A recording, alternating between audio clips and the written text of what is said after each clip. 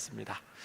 살아계신 하나님 감사합니다. 저희들을 늘 은혜 베푸시고 사랑으로 인도해 주셔서 감사드립니다. 주의 은혜를 늘 기억하는 하나님의 백성들 되게 하시고 또 맡겨준 사명 잘 감당할 수 있는 감사와 감격과 기쁨 끊임없이 또 가슴 속에서 샘솟게 하여 주시기를 원합니다.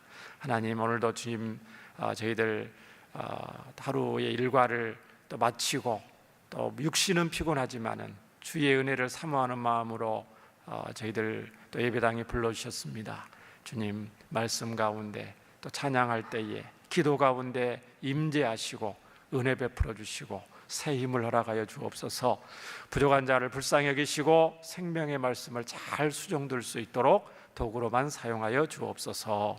예수님 이름으로 기도합니다. 아멘. 오늘 말씀의 제목은 무엇을 따를 것인가 라고 말씀을 제목을 정해서 살펴보기를 원합니다. 오늘 읽었던 성경 본문은 여러분 잘 아시다시피 성경 전체 중에서 가장 비극적인 장면 중에 하나입니다. 그렇죠? 왜 그러냐면은 신앙인의 타락이 기록되어 있는 본문이고, 또 두 번째는 우리가 이 세상을 살면서 처음부터 다 잘 되면 좋겠지만 그러지 않을 때가 있어요. 인생이라는 것은 마음대로 되지 않는 것도 굴곡이 있고, 그래서 굳이 두 가지를 택하라면은 시작은 미약했지만 나중에 창대하기를, 그게 낫죠. 시작은 잘 되다가 또 중간에도 잘 되다가 노년의 인생의 말년에 몰락하고 비참하게 되면은 그게 좋겠어요, 안 좋겠어요? 그게 안 좋죠. 초년에 중년에 고생 많이 하고 눈물을 많이 흘리지만은 하나님이 말년에 노년에 부르실 때에 나 개인적으로도 신앙이 성장하고 잘 되고 우리 자녀 손들도 잘 되고 내가 섬기는 교회도 다 좋고 이게 좋지. 그런 의미에서 오늘 본문은 참으로 슬픈 이야기일 수밖에 없습니다. 그래서 오늘 말씀을 통해서 저희들은 이런 본문, 신앙인의 어떤 실패 이야기를 통해서 또 좋은 교훈으로 삼을 수가 있는 거예요. 타산지석이라고 말씀을 하잖아요. 이런 본문도 우리가 신앙인의 훌륭한 우리 신앙의 위인들 성경에 굉장히 많은데 그분들의 좋은 점은 배우려고 힘쓰고 있어야 되고, 또 혹시나 믿음의 선배들 중에서 정말 안 좋은 부분은 그냥 눈 닫고 그냥 넘어갈 것이 아니고 철저히 잘 파악해서 우리가 그런 실패를 전철을 밟지 않도록 늘 깨어서 긴장하면서 두렵고 떨림으로 이 땅에 살아야 될 줄 믿습니다. 왜냐하면 여기에 기록된 분들이 우리보다도 약한 분들이 아니잖아요. 훌륭한 분들이었잖아요. 성경에 기록될 정도면 굉장한 분들이거든요. 자, 오늘 1절, 솔로몬 왕이 바로의 딸 외에 이방의 많은 여인을 사랑하였으니 곧 모압과 암몬과 에돔과 시돈과 헷 여인이라. 여호와께서 일찍이 여러 백성에 대하여 이스라엘 자손에게 말씀하시기를 너희는 그들과 서로 통혼하지 말며 그들도 너희와 서로 통혼하게 하지 말라. 그들이 반드시 너희 마음을 돌려 그들의 신들을 따르게 하리라 하셨으나 솔로몬이 그들을 사랑하였더라. 이렇게 기록이 되어 있습니다. 솔로몬, 오늘 본문은 솔로몬의 이 말년이거든요. 왕으로 다스린 지 지금 이제 처음이 아니고 솔로몬 말기 때 일어났던 일을 지금 기록하고 있는 본문이거든요. 저와 여러분은 솔로몬의 기사를 익히 알고 있습니다. 솔로몬이 어떠한 가정 가운데서 태어났으며 어떠한 가정 가운데 왕이 되었으며 초창기에 그가 하나님 앞에 일천번제를 드리면서 하나님께 간절히 기도했을 때에 하나님 지혜를 주시옵소서. 왜 너에게 지혜를 달라고 하느냐? 하나님이 자격 없는 나를 하나님이 은혜로 이렇게 우리 아버지 다윗을 대를 위해서 왕으로 삼고 이 하나님의 백성들을 하나님 대신 통치하게 하셨사오니 제가 어린아이 같이 미련하고 심히 부족함이 너무나 많습니다. 어떻게 하나님의 백성을 잘 인도해야 될지 너무너무 부족하니까 하나님이 지혜를 주셔야만 제가 하나님의 뜻 가운데 백성을 인도할 수 있지 않겠습니까? 기특해요, 안 기특해요? 하나님이 굉장히 기특하게 보시고, 야, 너가 부와 명예 뭐 그런 것들 구하는 것이 아니고, 야, 그 지혜를 구하니까 내가 주겠다. 뿐만 아니고 보너스로 부귀와 영화와 권력과 광대한 나라를 만들어주겠다. 하나님 그렇게 하셨죠?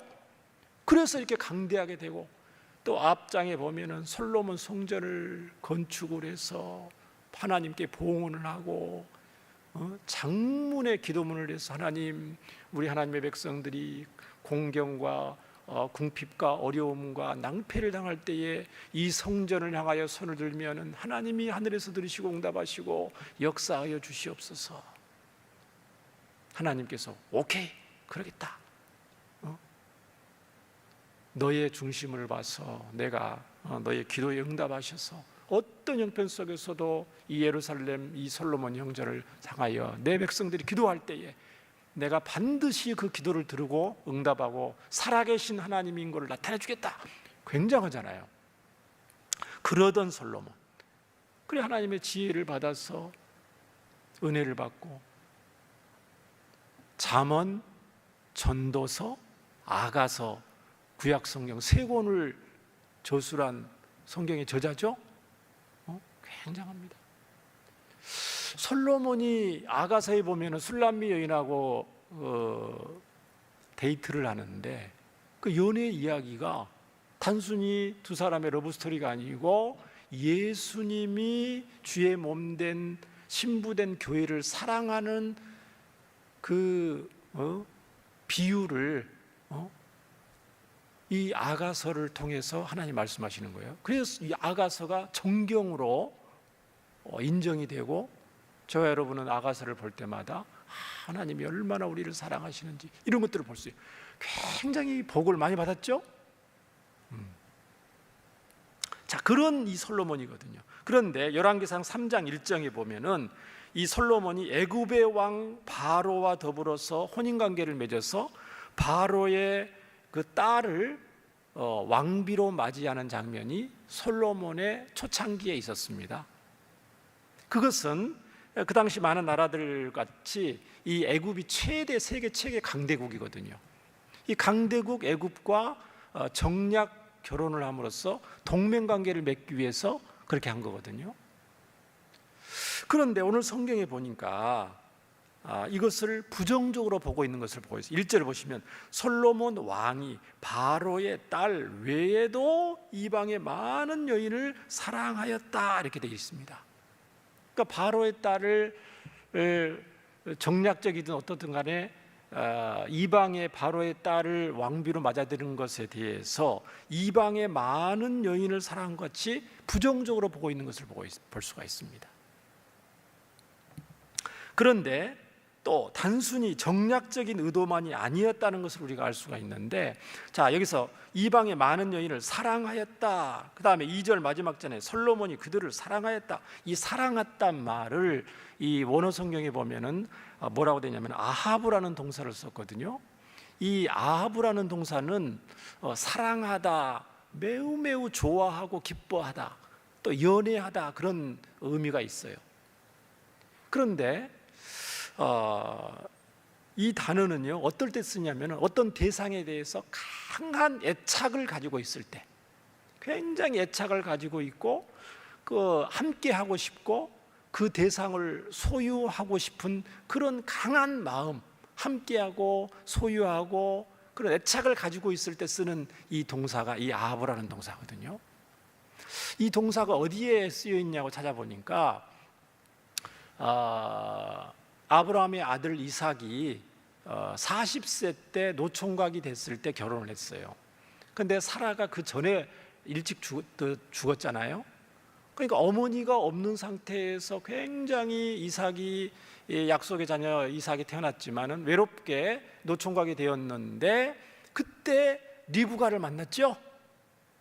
리브가를 만나서 리브가를 굉장히 좋아하고 사랑했던 그런 장면이 성경에 기록되어 있는데 그때 그 이삭이 리브가를 끔찍히 사랑했던 그 단어가 이 아합이라는 단어거든요. 또 어디에 쓰였냐면은 성경에 보면은 암논이라는 다윗의 아들이 있어요. 이 솔로몬 말고도 암논이 있죠.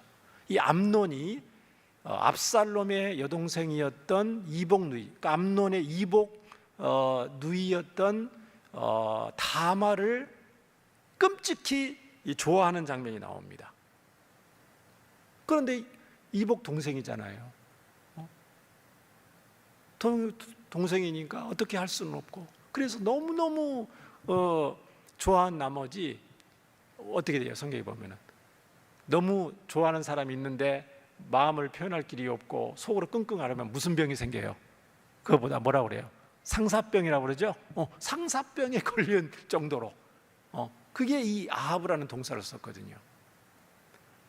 또 아브라함이 100세 때 이삭을 낳아서 아브라함이 독자 이삭을 사랑했다 할 때 이 아합이라는 동사를 썼거든요.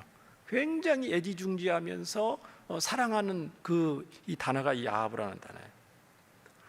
그러니까 오늘 이 솔로몬이 여기서 이 바로의 딸 말고도 이방의 많은 여인을 사랑했다는 것은 어떤 정략적인 것을 넘어서서 감정적으로 굉장히 애착을 가지고 성적인 욕망을 가지고 이방 여인들을 사랑했다고 성경은 기록을 하고 있습니다. 이것이 이제 비극의 시작이 됩니다. 그런데 자 2절에 보니까 여호와께서 일찍이 솔로몬 말고도 하나님의 백성이잖아요. 하나님은 거룩하신 하나님이잖아요. 거룩하신 하나님은 하나님의 자녀들이 거룩하기를 원하시고, 거룩이라는 것은 구별되는 걸 원하시고, 하나님이 거룩하듯이 하나님의 자녀들도 거룩하고 깨끗하고 영적으로나 신앙적으로나 또 육체적으로도 하나님은 우리가 건강하고 깨끗하기를 원하셔요. 그래서 이방 백성들과 통혼하는 것을 엄격히 금지하는 것을 성경에 곳곳에 기록이 되어 있습니다. 먼저 율법에 보면은 통혼에 대한 율법의 여러 경고의 말씀들이 있습니다. 하나님의 백성들이 이방인 가운데서 배우자로 얻는 것에 대해서 경고의 말씀이 성경에 여러 군데 있다는 것입니다. 신명기 먼저 17장 17절에 보면은 그에게 여기서 그라는 것은 뭐냐면 신명기 17장에 보면은 왕을 말하거든요. 너희들이 장차 왕을 세워달라고 할 건데 왕을 세우게 되면은 어떻게 하라 하지 말아라, 그 내용이 미리 말씀해 주셔서 하나님이 그에게 왕이 되는 사람에게 아내를 많이 두어서 그의 마음을 미혹되게 하지 말아라, 자기를 위하여 또 은금을 많이 쌓지 말아라. 왕이 되는 사람은 말들을 많이 만들어서 말들을 많이 취해서 군사력을 자랑하지 마, 그런 내용들이 기록이 되어 있어요. 근데 이 솔로몬이 이 말씀이 있음에도 불구하고 지키지 않는 거죠. 출애굽기 34장 16절에 보면 또 무슨 내용이냐면은 또 내가 이스라엘 백성들에게 하는 말, 그들의 딸, 그들은 가나안 족속이거든요.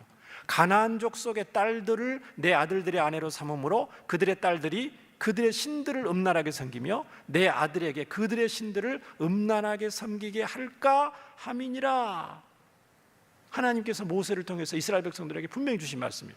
그 다음에 신명기 7장 3절과 4절을 보시면 또 그들과 혼인하지도 말고 내 딸을 그들의 아들에게 주지 말 것이요 그들의 딸도 내 며느리로 삼지 말 것은 그가 내 아들을 유혹하며 그가 여호와를 떠나고 다른 신들을 섬기게 하므로 여호와께서 너희에게 진노하사 갑자기 너희를 멸하실 것임이니라.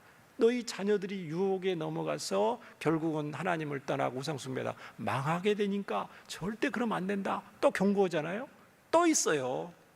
여호수아 23장 12절부터 13절에 보시면 너희가 만일 돌아서서 너희 중에 남아있는 이 민족들 이 가나안 이방 족속들을 가까이서 더 가까이에서 더불어 혼인하며 서로 왕래하면 확실히 알라. 너희의 하나님 여호와께서 이 민족들 너희 목전에서 다시는 쫓아내지 아니하시리니 그들이 너희에게 올무가 되고 덫이 되고 옆구리에 채찍이 되고 눈에는 가시가 되어서 마침내 너희의 하나님 여호와께서 너희에게 주신 아름다운 땅이지만 멸하리라.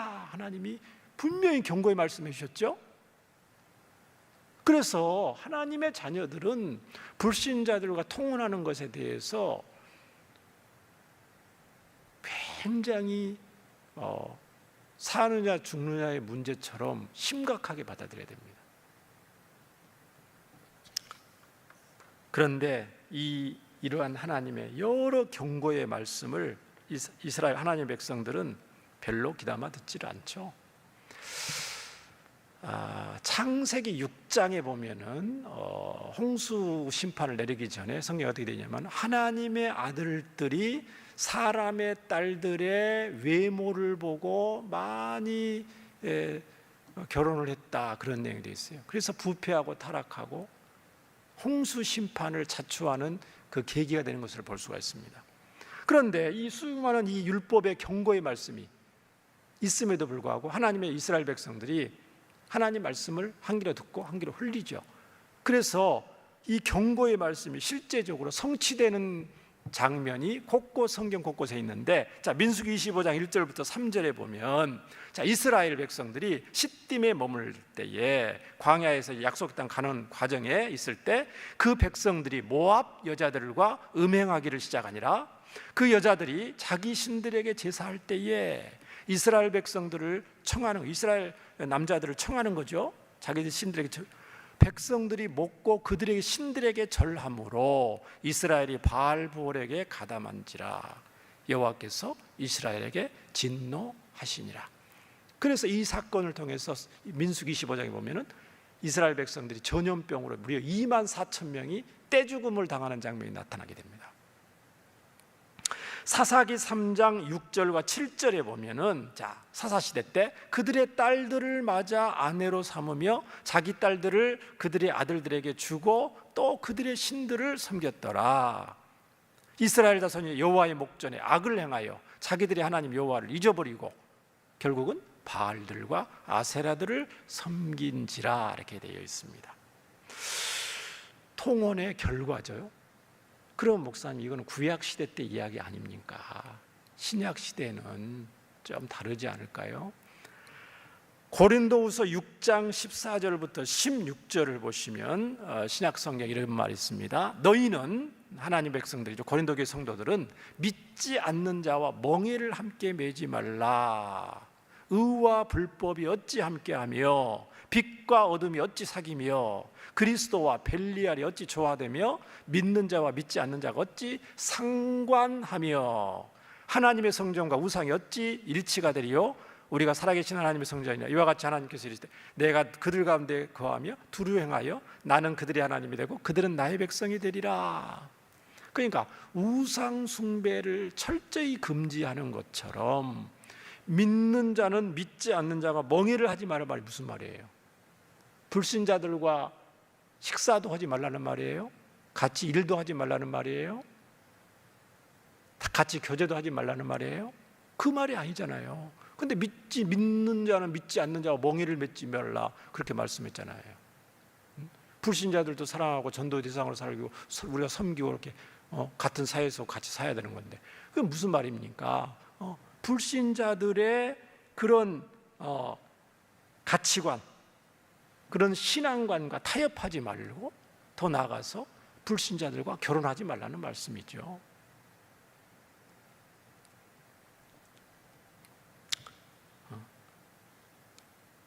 믿는 자가 그리스도와 사탄마귀 벨리알이 어찌 조화가 되며 빛과 어둠이 어떻게 사귈 수가 있겠느냐. 믿는 자와 믿지 않는 자가 어찌 상관하며, 이 상관이라는 것은 또 성적인 관계를 맺는 것과 똑같은 용어예요. 불신자들과 결혼하면 안 된다는 거예요. 그런데 목사님, 지금 우리 아들이 지금 불신자와 지금 교제하고 있는데 어떻게 합니까? 그럼 어떻게 해야 돼요?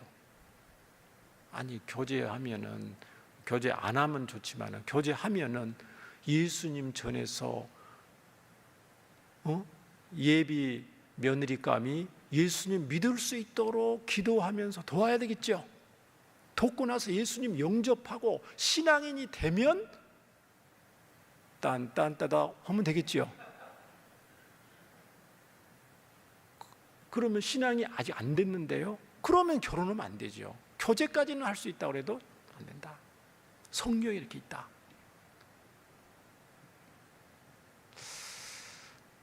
성경은 그렇게 호락호락한 책이 아닙니다. 저와 여러분의 생명과 직결되는 문제입니다. 똑같은 종이에 똑같이 글씨가 쓰여졌기 때문에 무슨 세상의 어떤 잡다한 어떤 책들하고 철학책이라든가 뭐 인생의 어떤 무슨 잡기, 무슨 어떤 출세 성공을 다루는 어떤 그런 책이 아니에요. 인생 기록이 되어 있지만은 생명의 말씀이에요.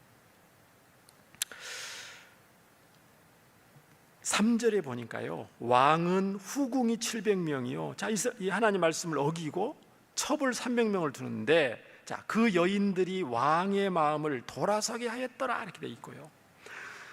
그런데 이 성경 말씀이 얼마나 좌우의 날선 검과 같은지 보시기 바랍니다. 솔로몬이, 자, 어떻게 솔로몬의 마음을 이방 여인들이 돌아서게 만드냐면은, 솔로몬의 나이가 많을 때에 그의 여인들이 그의 마음을 돌려서 다른 신들을 따르게 하였다 그렇게 되어 있습니다. 그러니까 솔로몬이 처음에 초창기에는 신앙이 굉장했잖아요. 하나님 경외하고 하나님 주신 지혜로 하나님 뜻대로 다스리려고 했어요. 잘 됐어요. 부강하게 되고 번창하게 되고 강대국이 되었어요. 그럴수록 겸손해야 되는데 그러지 못하니까 이제 이 솔로몬의 이 하나님 말씀을 소홀히 하는 그것을 틈타서 이방의 여인들이 얘기를 했겠죠. 처음에 솔로몬이 힘이 있을 때는 조용히 시집와서 살고 있다가 호시탐탐 엿보고 있다가 친정에서부터 섬겼던 수많은 우상들을, 어렸을 때부터 섬겼던 그 우상들을 몰래 섬기다가 솔로몬이 힘이 세고 있을 때는 조용히 있다가 솔로몬이 나이가 들고 힘이 빠지고 연약한 모습을 보일 때 이제 얘기를 합니다. 왕이시여, 이스라엘 하나님 여호와를 잘 섬기십시오. 그러면서 동시에 우리 그모스 신을 섬기면은 전능하신 여호와 하나님이 세우신 이 이스라엘 나라가 더욱 잘 되지 않겠습니까? 하나님의 능력 더하기, 그모스 신의 능력 더하기, 몰록 신의 더하기 하면은 우리 이스라엘 나라가 세계에서 계속해서 잘 되지 않겠습니까? 교묘한 말로 솔로몬을 유혹을 했겠죠. 이방 후궁들이 와가지고 이스라엘 하나님 여호와를 그만 섬기고 우리 왕을 섬기세요, 그렇게 했겠어요? 그렇게 안 했겠죠. 교묘하게 했겠죠. 그러면서 여호와 유일한 하나님을 혼합주의 신앙으로 변질을 시키고 타락하게 만드는, 그래서 하나님으로부터 버림받게 만드는 그런 작전을 이 구사를 하게 됩니다. 그래서 오늘 보니까 아버지 다윗에만 같지 않아요. 그의 하나님 여호와 앞에서 온전하지 못하였고 이는 시돈 사람이 아스타로스를 따르 암몬 사람의 가증한 밀검을 따름이라. 우리 경상도 사나이들이 굉장히 박력이 있고 멋져요. 호탕하고. 그런데 역시 연세가 드시면은 조금 힘이 빠지시더라고요. 힘이 빠져서 큰 소리도 별로 못 치고 집에서. 근데 신앙적이고 진리 부분에서는 큰 소리 쳐야 됩니다. 이거는 남자나 여자나 똑같습니다. 하나님이 기뻐하시는 일이라면은 목소리를 높이시고, 그거 아닌 것은 목소리를 낮추고 귀담아 듣는 것이 지혜로운 하나님의 백성인 줄 믿습니다. 솔로몬이 나이가 많아지니까 그런 일이 있어요. 그래서 이런 이 타락한 솔로몬을 이 타산지석 교훈으로 삼아서 다른 성경에서 이 사건을 가지고 언급한 내용이 있어요.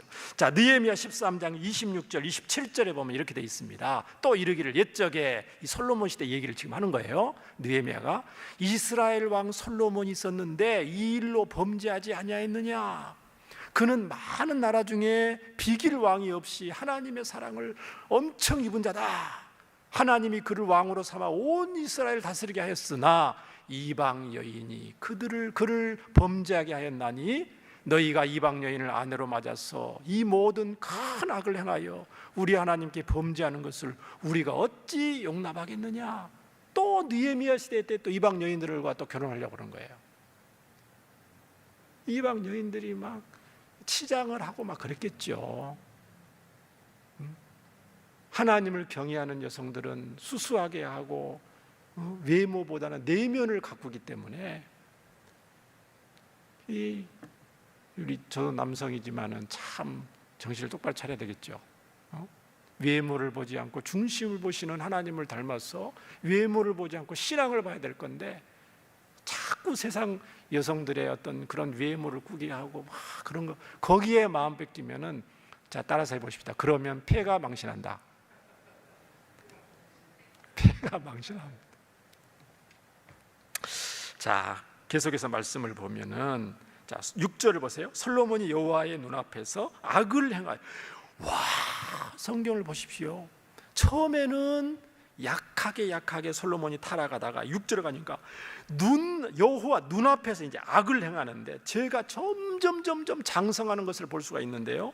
그의 아버지 여호와 다윗이 여호와를 언제 따름 같이 따르지 아니하고 모압에 가증한 그모스를 위하여 와 예루살렘 성전 있는데 그 예루살렘 앞에 산당을 지어요. 뭐가 배 밖으로 났다고요? 지금 이렇게 된 거예요. 지금 암몬 자손의 가증한 몰록을 위하여 그와 같이 또 하고 한두 가지 우상도 하고 그가 또 이방 여인들을 위하여 그와 같이 한지라 그들이 자기 신들에게 분향하며 제사. 얼마나 이방 여인들이 와서 솔로몬에게 간청하고 막 애원을 하면서 유혹하고 미혹하고 했겠어요. 그냥 완전 넘어가서 이제 앞장서서 우상을 섬기는 솔로몬의 모습을 볼 수가 있습니다. 자, 여기서 우리는 신앙의 배우자, 특히 우리 남편들에게, 남자들에게 있어서 신앙의 아내를 얻는 것이 얼마나 중요한 것인가를 하나님 말씀에 근거해서 살펴볼 필요가 있습니다. 신앙의 아내를 얻는 것이 얼마나 중요하냐. 자, 창세기 2장 18절과 20절과 22절을 자 살펴보겠습니다. 자, 하나님께서 성경적인 여성관을 지금 제가 말씀드리는 거예요. 자, 여호와 하나님이 이르시되 사람이 혼자 사는 것이 좋지 아니하니 내가 그를 위하여 돕는 배필을 지으리라. 이게 여자를 만든 목적이에요. 여자를 만든 목적을 지금 보세요.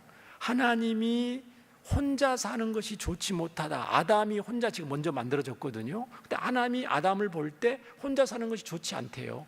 그건 뭐 창세기 2장은 타락한 내용이에요. 타락하기 전이에요. 타락하기 전이잖아요. 타락하기 전에 완전하게 만들어진 그 아담을 볼 때도 하나님 보실 때도 부족하게 보시는 거예요. 그러면 타락한 후에 남자들은 부족함이 있겠어요, 없겠어요? 이루 말할 수 없겠죠. 그러니까 돕는 배필을 위해서 부족하니까 뭐가 어떤 부분에서 부족하냐고요. 자, 20절을 보십시오. 아담이 자 모든 가축과 공중의 새와 들의 모든 짐승에게 뭐를 줘요? 이름을 주니라. 모든 피조물들을 하나님 대신해서 정복하고 관리하고 잘 다스리는 거예요. 이게 아담의 사명이에요. 이 세상을 하나님의 뜻 가운데 잘 통치하고 다스리는 역할을 아담에게 사명을 줬는데 그 엄청난 사명을 혼자 감당하기에는 역부족이라는 거예요. 하나님 보실 때에 남자들이. 그래서 그 하나님이 주신 사명을 잘 감당하도록 누구를 붙여주셨다고요? 돕는 배필을 붙여주셨다고 해요. 그렇기 때문에 이 땅에 여성으로 태어난 성도들은 최고의 사명이 뭐냐면은 자기의 가정을 이루어서 자기 남편이 하나님이 주신 사명을 하나님의 뜻 가운데 잘 감당할 수 있도록 옆에서 돕는 역할을 하는 것이 최고의 1순위입니다. 사명. 당연히 알고 있죠, 우리 성도들은. 근데 이것이 신앙인이 알 수가 있는 거예요. 불신 여성들은 모르죠, 이런 내용들을. 자기가 왜 태어나게 됐는지, 여자로 왜 태어나게 됐는지, 자기가 왜 남자로 태어나게 됐는지. 태어나 보니까 우연히 태어났겠지. 아니에요. 그래도 보세요. 이름을 주니라 하면서 바로 돕는 배필 나오잖아요. 그 사명을 감당하는 아담을 보시면서 그 사명을 더 잘 감당하다라고, 부족하니까 옆에서 잘 돕는 배필로서 돕는 배필이 없으므로, 그 다음에 22절 여호와 하나님이 아담을 깊이 잠들게 하셔서 갈빗대로 살을 빼서 여자를 만들잖아요. 그래서 가장 친밀하도록 갈빗대를 만들었다 가장 아담 옆에서 밀착해서 사명을 잘 감당할 수 있도록 돕는 역할로서 만들었다는 거예요. 갈빗대로 만들어 머리뼈가 아니고 다리뼈도 아니고 갈빗뼈라고 탈무드에 돼 있잖아요. 그렇죠? 가장 심장 가까이서, 남편과 가장 가까이서 친밀함을 나타내고, 머리뼈가 아니 질서. 여성들이 머리가 아니에요. 발뼈도 아니죠. 남자들 마음대로 소유물로 삼는 대상이, 동등한 입장에서 하나님의 사명을 잘 감당할 수 있도록 돕는 배필로 여성을 만들었다. 그러니까 우리 남자들 중에서 결혼한 남자들은 최고의 복을 받은 겁니다. 하나님의 사명을 잘 감당하도록 하나님이 나에게, 부족한 나에게 사랑하는 아내를 붙여주셨다. 결혼한 남자들만 외쳐보셔요. 나는 땡 잡았다. 성경에 뭐라 되어 있냐면 아내를 얻는 자는 여호와께 복을 받은 자니라. 성경에 있어요, 없어요? 있습니다. 잠언 말씀이 있습니다. 아내를 얻는 자는 여호와께 복을 받은 거다. 왜?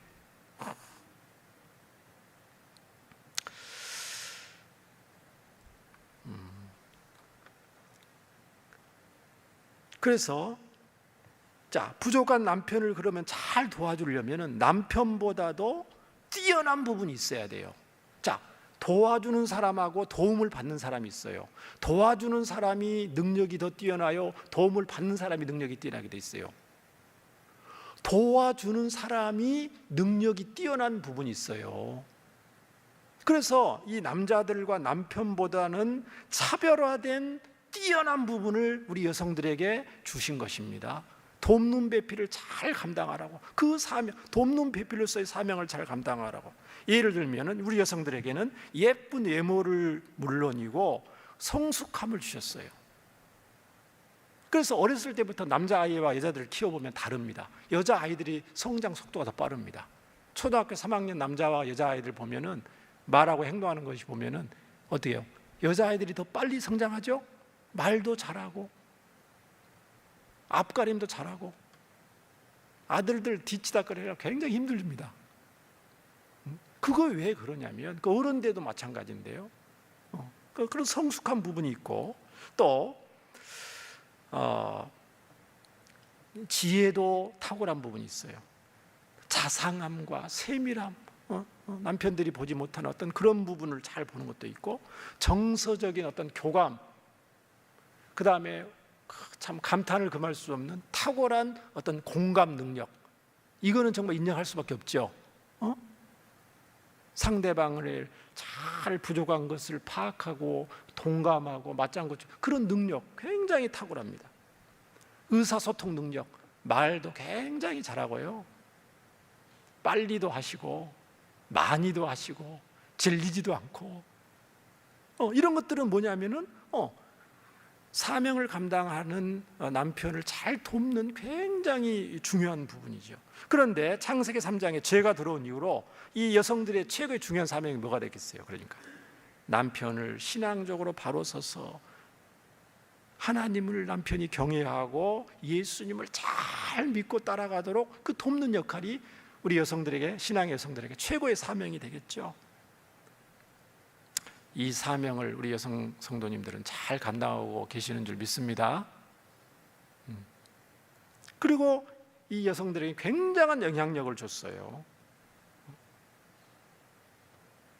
불신자가 어떻게 이런 사명, 이 영적인 원리를 어떻게 알 수가 있겠어요? 성경에 보니까 솔로몬이 이방 여인의, 그렇게 큰 소리 치던 솔로몬이, 지혜가 타고난 솔로몬이 이방 여인들의 영향을 받는 장면이 나옵니다. 믿음의 조상 아브라함이 사라의 영향을 받는 장면이 성경에 기록되어 있는데, 약속의 아들이 태어나지 않자 사라가 아브라함한테 제안을 합니다. 여보, 나는 이제 가망이 없으니까 내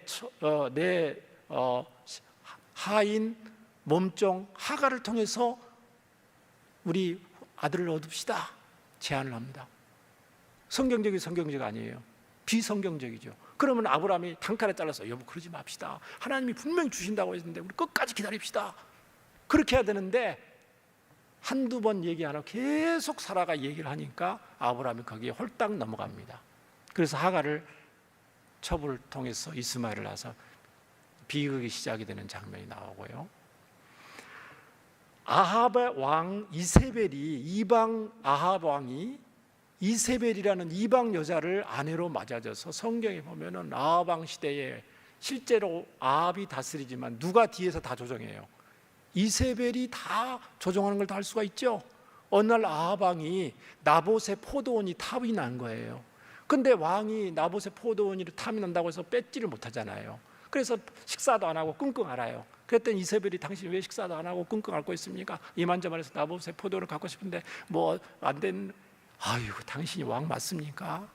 정말 바보 같네. 정말 쫄짱부네. 제가 가르쳐줄 테니까 잘 들어보세요.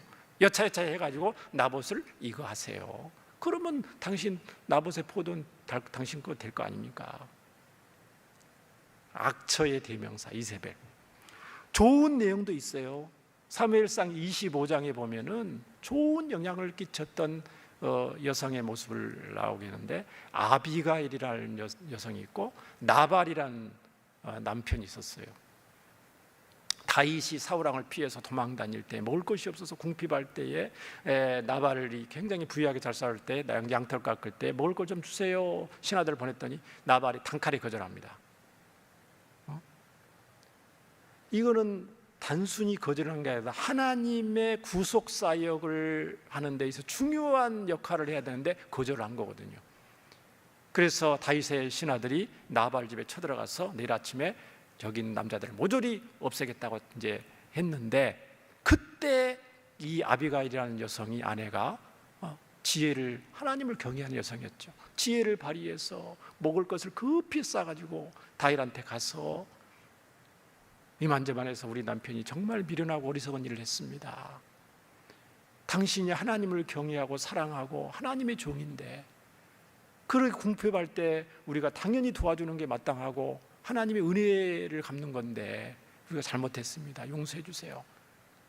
그래서 자기 집이 망하는 것을, 위기를 모면하는 극적인 장면이 성경에 기록이 되어 있습니다. 굉장히 지혜로운 여성이죠.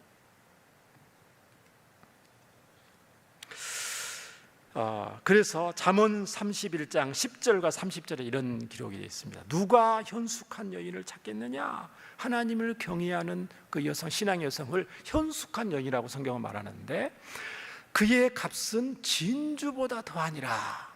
자, 30절. 고운 것도 거짓되고 아름다운 것도 헛되나 오직 여호와를 경외하는 여자는 칭찬을 받을 것이라. 신앙의 여성은, 아내들은 하나님이 굉장히 칭찬하시고 높이 사주고 그 값을 진주보다 귀하게 보시는 것을 볼 수가 있습니다. 그래서 우리 남자들, 남편들은, 자, 미혼한 남자들은 최고의 큰 복이 뭐냐면은 신앙의 아내를 얻는 것이 최고의 복입니다. 이미 결혼한 우리 기혼 남성들에게는 신앙적으로 신앙이 좋은 아내와 사는 것이 가장 큰 복이 되는 것입니다. 왜 그렇습니까? 아내가 믿음 안에서 든든히 신앙적으로 서 있을 때 내가 하나님이 맡겨준 사명을 제대로 감당할 수가 있습니다. 그렇기 때문에 아내가 하나님을 경외하고 하나님을 사랑하면 사랑할수록, 은혜가 충만하면 충만할수록 나에게 가장 유익이 되고 사명을 잘 감당할 수 있다고 그랬죠. 그러니까 가장 큰 행복이죠. 결론은 뭐냐면은 남자나 여자나 할 것 없이 이 세상을 살면서 가장 중요한 게 뭐예요? 믿음이 성장하고 신앙으로 우뚝 서는 거죠. 그랬을 때 남편으로서의 역할, 바른 역할, 하나님 앞에서 경외하고 우리 가정을 잘 이끌게 되고 하나님의 사랑으로 가정을 다스리게 되고 그렇습니다. 그렇기 때문에 저와 여러분은 할 수만 있으면 은혜 자리에 나가서 하나님의 은혜를 많이 받기 위해서 더욱 힘쓰고 있어야 될 줄 믿습니다. 저에게 한 여자 집사님이 있어요. 제가 오래전부터 알고 있는 이 집사님인데 셀 모임 같은 데 보면은 너무 우리 교회에서 은혜를 많이 받는데요. 말씀에 은혜 받고 너무 셀 모임 교제하고 좋고 막 얼굴에 기쁨이 충만한 게 느껴져요. 은혜가 너무 좋고 하나님의 사랑이 너무 느껴지고 너무너무 좋습니다. 우리 성도들이. 근데 목사님, 기도 제목이 있습니다. 뭡니까? 저는 이렇게 하나님의 은혜 안에서 감사와 기쁨이 너무너무 충만한데 우리 남편은 아직도 교회에 드문드문 나옵니다. 가물에 콩 나듯이 나옵니다. 신앙이 아직 그렇습니다. 그래서 저는 늘 그게 기도 제목입니다. 가장 큰 기도 제목입니다. 그래요? 그럼 같이 기도해요. 근데 그 계속 기도하는데도 남편이 잘 안 나오더니만 몇 년이 지났어요. 몇 년이. 그런데 그 남편이 이 집사님의 기도와 수고 헌심 때문이겠죠. 교회 나온 횟수가 많고 예배도 참석하고 셀 모임도 나오고요. 교회 봉사도 하시고. 그런데 이분이 억지로 하는 게 아니고 자기 아내를 닮아서 감사와 기쁨이 있어요. 기쁨이. 남편들은 억지로 안 되거든요. 남편들은 말 잘 안 듣습니다. 본인이 동기부여가 되고 은혜를 받고 깨달음이 와야 뭘 하는 거지 아내가 등 떠민다고 되는 건 아니에요. 그런데 이 남편이 은혜를 입었어요. 그래서 제가 물어봤어요. 집사님 요즘 은혜가 충만한데 감사가 충만한데 좋으신가 봐요. 너무 기쁘다고. 기쁨이 있어요. 진짜. 집사님 이렇게 된 거 어떻게 이렇게 집사님 은혜를 많이 받는 거 알고 계셔요? 자기 아내가 자기를 위해서 기도를 많이 하고 많이 도와줬대요. 그게 열매를 맺은 거죠. 그렇구나. 우리 교회 여자 성도들 중에서 아내를 위해서 기도하고 신앙 회복을 위해서 기도하는 분들이 많이 있는데 하나님의 때가 되면 반드시 응답하실 줄 믿습니다. 저는 개인적으로 우리 교회 안에 신앙이 좋고 하나님을 경외하는 여자 우리 집사님들, 권사님들이 계셔서 너무너무 감사하고 든든하고 우리가 더욱더 깨어서 주의 몸된 교회를 아름답고 건강한 교회로 세워나가겠다는 소망 가운데 불타오르게 됩니다. 9절을 보시면 솔로몬이 보세요. 이제 완전히 마음이 갔어요. 마음을 돌려서 이스라엘 하나님 여호와를 이제 떠났어. 타협한 게 아니고 이제 아예 떠나. 여호와께서 그에게 진노하실 적이요. 그래서 하나님이 두 번이나 그에게 나타나시고 이 일에 대하여 명령하셔서 다른 신을 떠나 따르지 말아라 말씀하신데도 그가 어떻게 해요? 10절 하반절에 보면 여호와의 명령을 지키지 않았으므로 마음을 지키지 않은 거예요. 11절에 보니까 여호와께서 솔로몬에게 말씀, 내게 이러한 일이 있었고 또 내가 내 언약과 내게 명령한 벽도를 지키지 아니하였으니 내가 반드시 이 나라를 내게서 빼앗아 내 신하에게 주리라. 그러나 내 아버지 다윗을 위해서 이 세대는 일하지 않고 내 아들을 손에서 빼앗으려니와 오직 내가 이 나라를 다 빼앗지 아니하고 내 종 다윗과 내가 택한 예루살렘을 위하여 한 지파를 내 아들에게 주려. 그럼에도 불구하고 이스라엘 하나님은 긍휼을 베푸시고 또 메시아에 대한 예언까지도 하시는 장면이에요. 그러나 솔로몬의 부귀영화는 이걸로 끝난 겁니다. 여러분 성경에 열왕기상 우리가 13장까지 13절까지 읽었잖아요. 11장 14절 뒷장을 보십시오. 다음 절을 보십시오.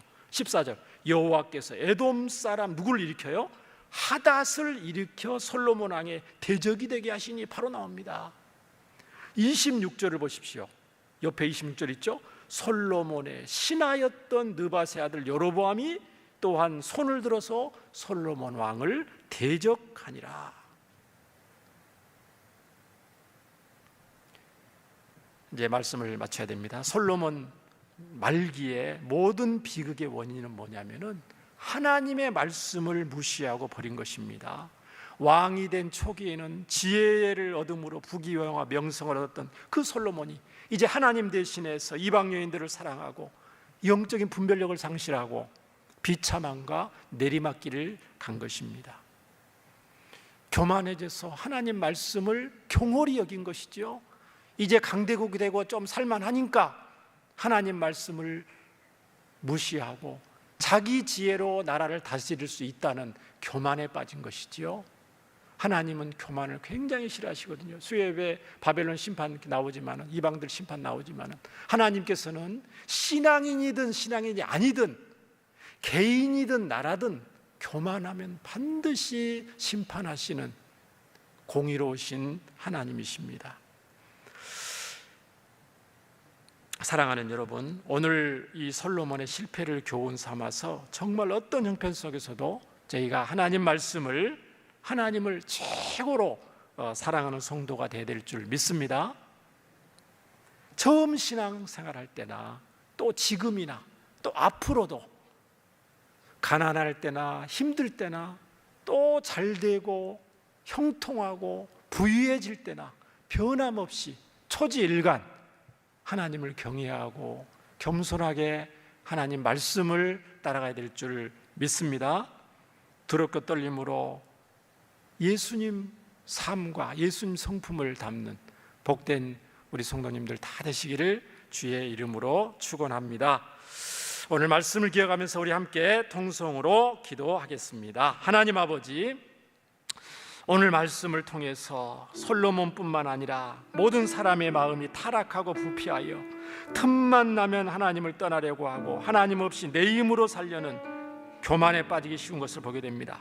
하나님의 은혜가 아니면 한시도 살 수 없는데도 하나님 주신 것으로 잘 살게 되자 생명의 말씀을 떠나 세상 것을 따라가려는 저희들을 불쌍히 여겨 주시옵소서. 이제는 근신하여 깨어있는 삶 살게 하여 주시옵소서. 신구약 성경 하나님의 말씀이 사랑의 말씀, 경고의 말씀, 생명의 말씀임을 깨닫고 날마다 말씀의 거울에 우리를 비추어서 세상 좋아 보이는 어떤 것이 아니라 오직 말씀, 오직 예수님만 굳게 붙잡고 따라가는 저희들이 되게 하여 주시옵소서. 우리의 신앙이 정체되거나 퇴보되지 않고 날마다 성장하여 장성할 수 있도록 주여 붙잡아 주시옵소서. 예수님 이름으로 기도합니다.